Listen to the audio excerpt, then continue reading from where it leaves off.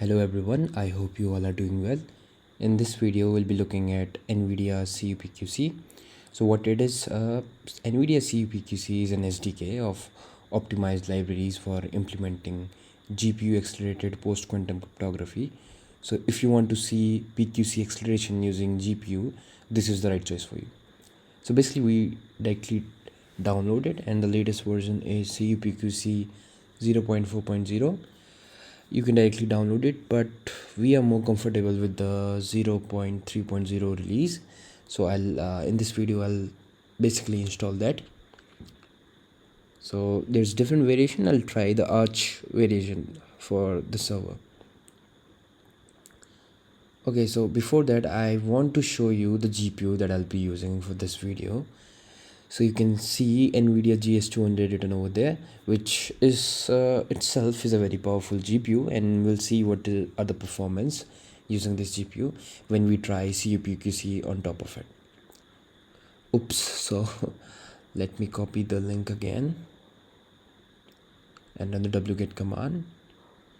Okay, so it's downloaded. Now try to unzip it using the tar command. And yes, here we have the cuPQC directory. Let's go inside this directory, and here you can see a bunch of directories as well. So these basically includes the binaries, the header files, but for this let's focus more on the example. These are the files which are already provided by cuPQC. So it's like an example file for ML-KEM and ML-DSA. But before that, let's have a look on the requirements or prerequisites. So these are pretty basics. The requirements are you either need to have CUDA toolkit of 12.4 or any newer version than that, and your GPU should be supporting any of these architectures, and the CPU it can run on x86 as well as ARM64. For this video we have a server on which ARM based Neoverse V2 CPU is there, so that's the reason why we will use this one. And now let's try to compile this. For this we have a make file. We'll be using this only. It's a very like solid make file. You can see bunch of flags that are necessary for the compilation process. It includes cuPQC as well as the cu hash. Now let's try to compile using the make command. Okay, so it has started to compile, and it seems the compilation is running smoothly. And yeah, here we are. So the compilation is done. You can also see the binary files over there. And let's try to run this example ML-KEM. Okay, so it has been executed, although there were not any print statement within the file, so there is nothing that was printed. But anyways, it's executed. That means it's running fine. Or maybe what we can observe is a simple jitter on the NVI top section on the right side. So as soon as we run the command or execute the binary, you can see a slight jitter on the memory section. Yes. And for this demo we have prepared some benchmarking files so that we can see the exact numbers. So this is the file that we created, and you can have a look. So no major changes, just a benchmarking function to get the numbers and to simply print the results.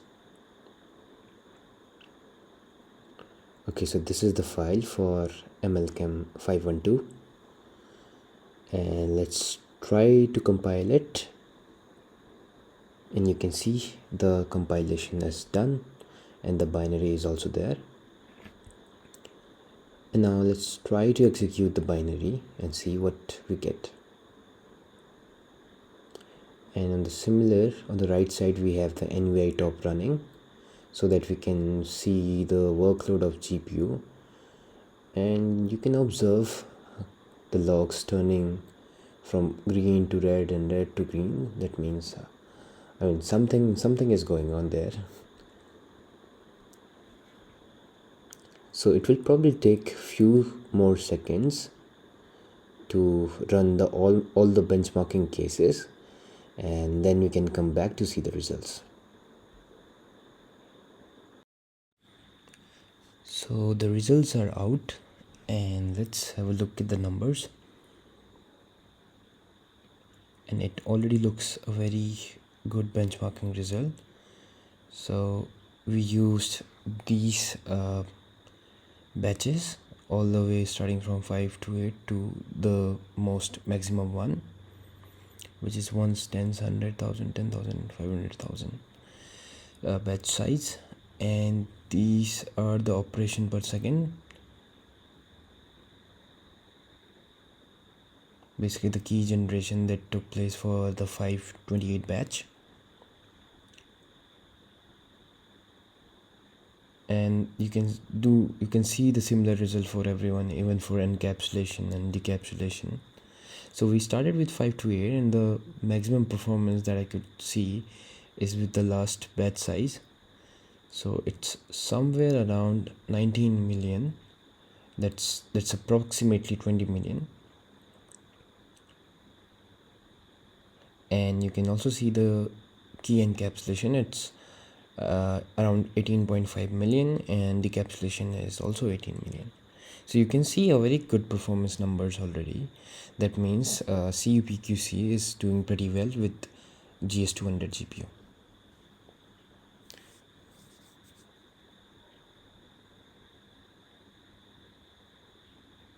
Now let's also try to run other benchmarking file.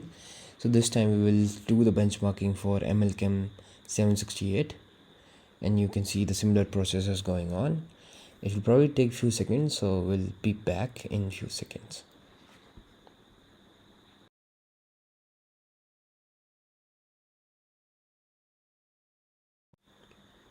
Okay, wonderful. So we have the results, and you can see the table is similar overall, but the numbers they are different this time. So earlier, for the maximum performance we saw for 512, it was somewhere around 20 million for the key generation, and it's slightly lower in this case because we are using ML-KEM 768. So this time it's around like 13 million key generation per second, and somewhere around 9 million, 8 million encapsulation and decapsulation respectively. Now let's do the same with ML-KEM 1024 benchmarking file, and it will probably take few more seconds. So we'll go back again and we'll come back in few seconds.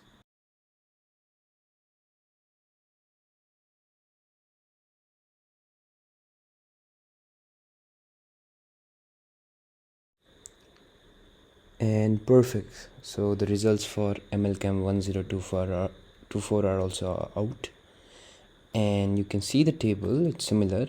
However, the numbers are reduced significantly. So key generation for ML-KEM, the 1024 variation, it's somewhere around 9.8 million, so we can say 10 million, and then encapsulation decapsulation is 7.5 million. And what we can do is we can do the similar thing with the ML-DSA benchmarking files that we have created. So let us start with the ML-DSA 44 benchmarking file.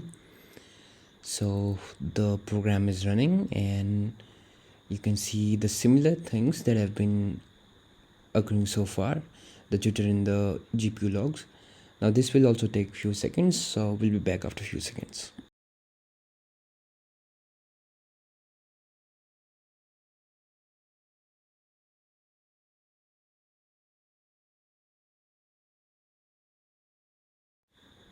And here we have the benchmarking logs for ML-DSA.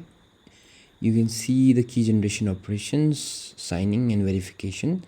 There's a difference in the logs, and in this case the most performance for the key generation that it went for was 7.9 million, that we can say somewhere around 8 million.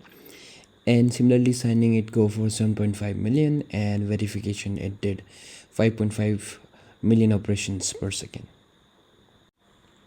And here we are doing the benchmarking of ML-DSA for the variation 65. So let's let it take time, and we'll be back in few seconds.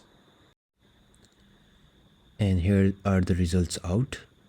So for ML-DSA 65, you can see the verification number. It went to around 3.9 millions, and the key generation for this variation, it's around 6.3 million, and the signing is 5.7 million. It's slightly lower than what we were getting for ML-DSA 44. Now let us start the final benchmarking, the final boss of the game, that is ML-DSA 87. And I forgot to mention this, but we have 12 safe batches configuration, and we are doing like testing 12 different batches of sizes. So let's take a few more seconds and we'll be back just as we are doing so far. And congratulations, we finally have the final results of ML-DSA 87. So these are the logs, and you can slightly see that the key generation is reduced to 4.3 million keygens, signing is 5.4 million keygen operations, and verification is 2.9 million. So we have seen all the verification and signing key generation. Thank you so much for watching the video.